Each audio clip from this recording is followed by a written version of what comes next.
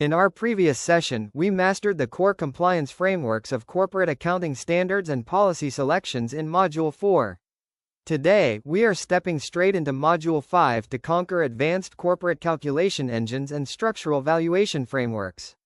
We break down the mathematically complex and legally binding frameworks of Section 2.8 and Accounting Standard 20 into simple, clear concepts with concrete financial formulas and real-world commercial examples. Welcome back to Common Center. It is fantastic to have you with us for Module 5. In our last module, we shifted out of general theory and examined the regulatory standard-setting bodies. We studied how corporate accounting policies are chosen and explored the foundational concepts of inventory valuation, depreciation adjustments, and fixed asset boundaries. Today, we are moving from qualitative policy choices to strict quantitative calculations. This session focuses heavily on corporate calculation engines and asset valuation frameworks. We will master the precise mathematical formulas, denominator weighting rules, and dilution structures of Accounting Standard 20 that drive external market valuations and influence global investors. Let's dive straight in. Let's start by looking at Accounting Standard 13, which establishes a strict framework for how a corporation handles its investment portfolio. Under AS 13, investments cannot simply be mixed together. They must be cleanly divided into two distinct buckets based on intent and time. First, we have current investments. These are short-term securities that management intends to hold for 12 months or less from the acquisition date. The carrying rule here is strict. They must be valued at the lower of cost and fair market value. Second, we have long-term investments, which are held for strategic, long-term capital growth. These are carried permanently at their historical cost. The only time you alter a long-term asset's value on the balance sheet is if a permanent, non-temporary decline occurs, forcing management to take a structural impairment write-down. What happens when market conditions change and management decides to shift an asset between these two buckets? AS 13 provides precise rules for asset reclassification to prevent companies from manipulating their earnings. If you move an asset from long-term to current, you must record the transfer at the lower of its cost and its net book value on that exact day. If you move an asset from current to long-term, it is transferred at the lower of its cost and its current fair market value. Now, when an investment is finally sold or disposed of, the accounting is straightforward. You calculate the final net sales proceeds, subtract the book value on that exact day, and send the resulting net profit or loss immediately and entirely to the current period's profit and loss statement. This brings us to one of the most critical and heavily scrutinized standards in corporate finance, Accounting Standard 20, which governs earnings per share, or EPS. EPS is the ultimate public benchmark used by Wall Street, Wall Street, and global financial markets to measure and compare the underlying profitability of different corporations. Because this number is so powerful, AS 20 enforces rigid mathematical constraints to prevent companies from using presentation tricks or creative window dressing to inflate their earnings across different reporting eras.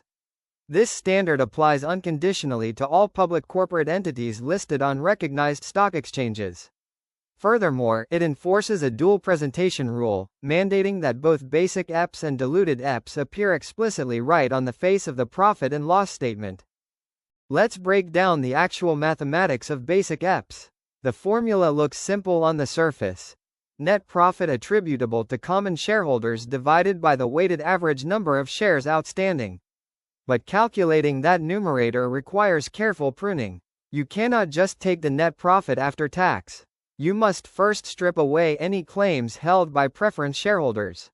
If the company has non-cumulative preference shares, you deduct that dividend only if it has been explicitly declared during the period.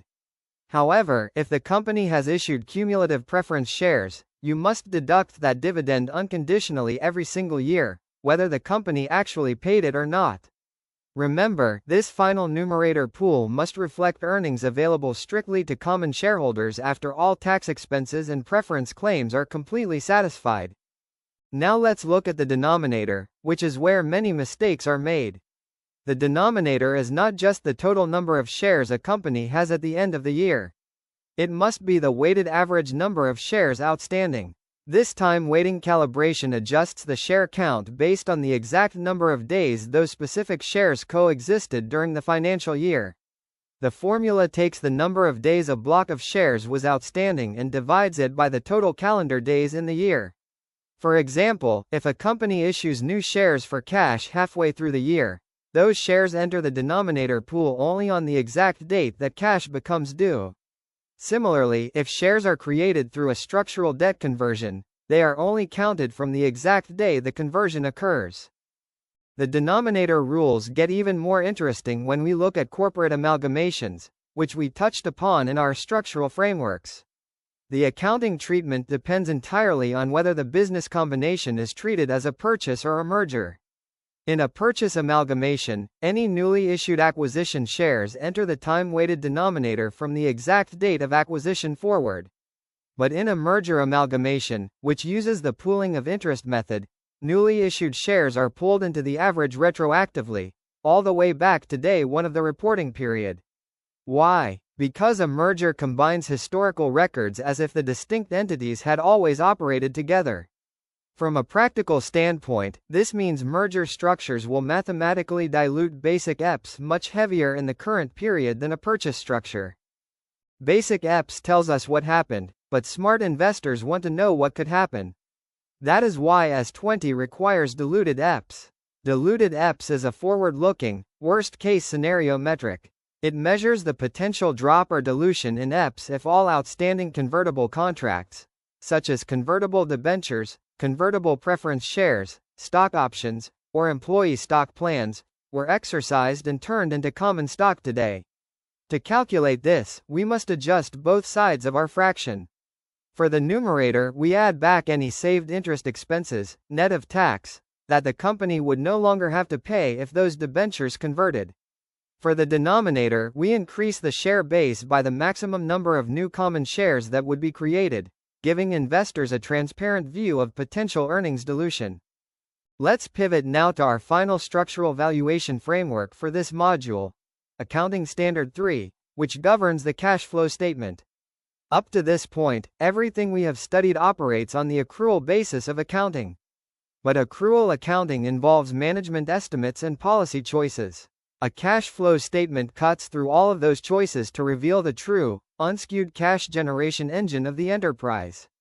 Under AS3, cash is defined strictly as physical vault cash and demand deposits, while cash equivalents are short-term, highly liquid investments convertible within 3 months with minimal risk.